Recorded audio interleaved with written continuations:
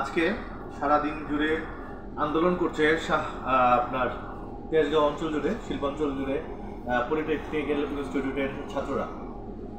তো এদের সাথে কথা বলে যেটা জানা গেল, তারা বিভিন্ন সাবজেক্টে পড়াশোনা করে। এখানে মেকানিক্যালে কেউ পড়ে, কেউ ইলেকট্রিক্যালে পড়ে, কিন্তু দেখা যাচ্ছে ইলেকট্রিক্যাল সার্কিটের ক্লাস নিচ্ছে অন্য একজন নন টেকনিক্যাল টিচার। একজন নন টেকনিক্যাল টিচার একটা ইলেকট্রনিক সার্কিটের ক্লাস কীভাবে নেয়, কিংবা একটা ইলেকট্রনিক্সের সার্কিটের ক্লাস কীভাবে নেয় সেটা তো আমার বোধগম্য আসছে না, কিংবা মেকানিক্যাল ক্লাসই বা কীভাবে নেয়।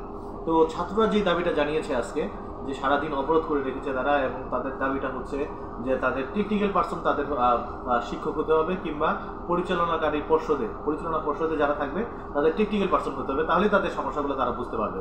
এবং তাদের দাবিটি আমার কাছে যৌক্তিক মনে হয়েছে, যে আমি ক্লাস করতে যাব, কিংবা আমার ল্যাবে অনেক কিছু দরকার হতে পারে, যে কোনো কিছু প্রয়োজনে প্রশাসনের ব্যক্তিটাও যদি নন টেকনিক্যাল হয় তাতেও কিন্তু আসলে সমস্যা।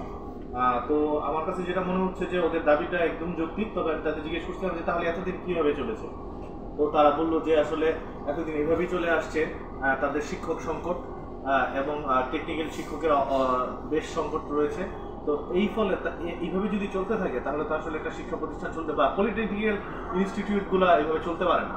ওরা আরেকটা গুরুত্বপূর্ণ যেটা কথা বলেছে, যে এটা আজকের ঘটনাটা শুধুমাত্র একটি বিচ্ছিন্ন ঘটনা নয়, এই ঘটনাটা সারা বাংলাদেশে ছড়িয়ে পড়েছে, এবং পুরো বাংলাদেশে যতগুলো পলিটেকনিক্যাল ইনস্টিটিউট আছে সকল ছাত্ররাই কিন্তু আজকে আসলে এই আন্দোলনে নেমেছে। তো দেখা যাক কি হয়। আমার মনে হয় সরকার এদিকে সুনজর দিবে। তো এখন আসলে বিকাল 5টা বাজে।